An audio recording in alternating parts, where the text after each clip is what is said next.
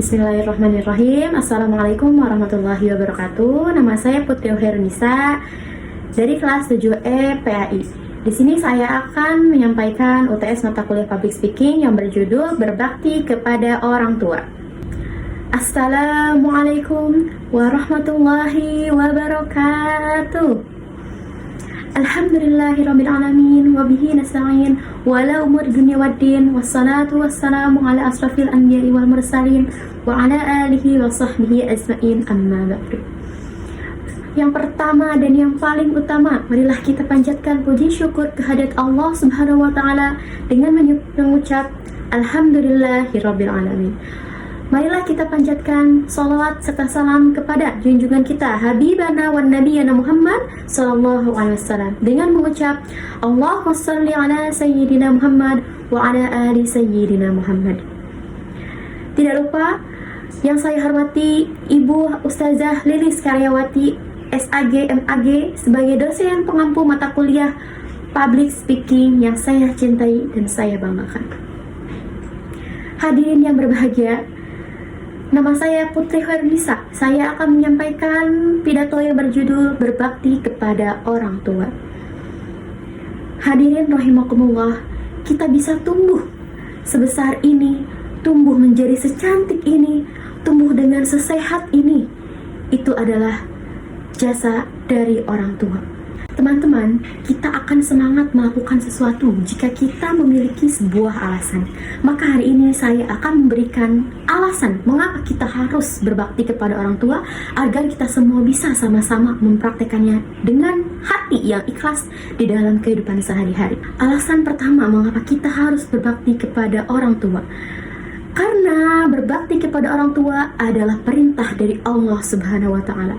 Allah Subhanahu wa taala berfirman di dalam Quran surat Al-Isra ayat 23 yang artinya, dan Tuhanmu telah memerintahkan kepada kamu, janganlah menyembah kepada selain Dia dan hendaklah berbuat baik kepada ibu dan bapak. Hal ini menunjukkan bahwa ketika kita sudah melaksanakan kewajiban tertinggi yaitu menyembah Allah Subhanahu wa taala, hal yang kedua yang harus kita lakukan adalah berbuat baik kepada ibu dan bapak.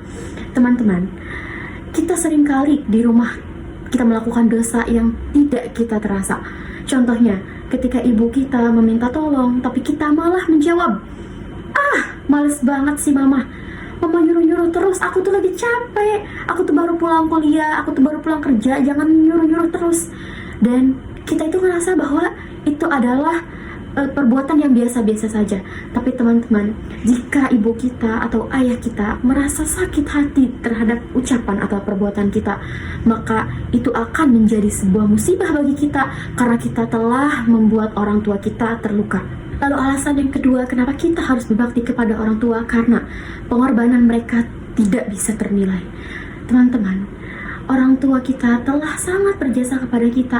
Bahkan di saat sebelum kita lahir ke dunia, mereka menyambut kita dengan kasih sayang. Mereka mendengar bahwa kita akan lahir ke dunia, ibu kita sedang mengandung kita, ayah kita sudah merasa sangat bahagia akan menyambut kita.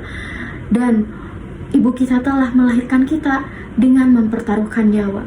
Dia menyusui kita, merawat kita siang dan malam. Lalu ayah kita mencari nafkah bagi kita, mencari sebutir nasi untuk kita. Dan orang tua tidak pernah lelah dalam merawat kita. Misalnya teman-teman, ketika kita masih kecil, kita pengen makan. Mama, aku pengen makan. Lalu orang tua kita, ayah kita atau ibu kita langsung pergi ke dapur, langsung memasak telur. Tapi bagaimana dengan kita? Kita jika dimintai tolong oleh ibu kita, kita malah merasa itu sangat menjadi beban. Saya mendengar ceramah dari Ustadz Das Ad-Latif. Beliau berkata bahwa jika kita membeli mobil, orang pertama yang harus mencoba menaiki mobil tersebut adalah ibu kita. Jika kita membeli sebuah rumah, orang yang pertama yang harus kita ajak ke rumah itu adalah orang tua kita. Dan jika kita sukses, orang pertama yang harus kita bagi kesuksesan tersebut adalah orang tua kita. Alasan yang ketiga, saya ingin mengingatkan bahwa teman-teman, ridho Allah terletak di dalam keridhoan orang tua. Jika kita ingin membuat Allah ridho, kita juga harus bisa membuat orang tua kita ridho. Apalah arti sholat kita di malam hari yang sampai belasan rakaat kita bolak-balik misalnya ke Mekah, kita naik haji, tapi kita mengabaikan bakti kepada orang tua. Orang tua tidak ridho, saya sakit hati, anak saya sangat jolim kepada saya. Apalah arti dari ibadah kita jika kita tidak bisa membuat orang tua kita ridho? Marilah kita renungkan, apakah kita sanggup hidup tanpa orang tua? Apakah kita sanggup hidup tanpa payung teduh? Kita tidak bisa berlindung di bawah doanya lagi. Kita akan menyesal teman-teman jika nanti orang tua kita sudah tiada di dunia ini. Maka jika orang tua kita sudah wafat, kita selalu kirimkan doa untuknya. Dan jika orang tua kita masih ada di dunia ini, mari kita bahagiakan.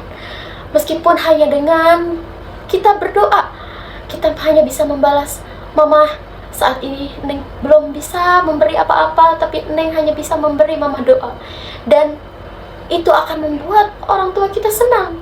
Dan orang tua sangat membutuhkan doa dari anak-anak yang soleh. Semoga kita semua termasuk anak-anak yang soleh, yang semoga doanya selalu sampai kepada orang tua kita. Mungkin itu saja yang dapat saya sampaikan. Mohon maaf bila terdapat kesalahan. Wabillahi taufiq wal hidayah. Wassalamualaikum warahmatullahi wabarakatuh.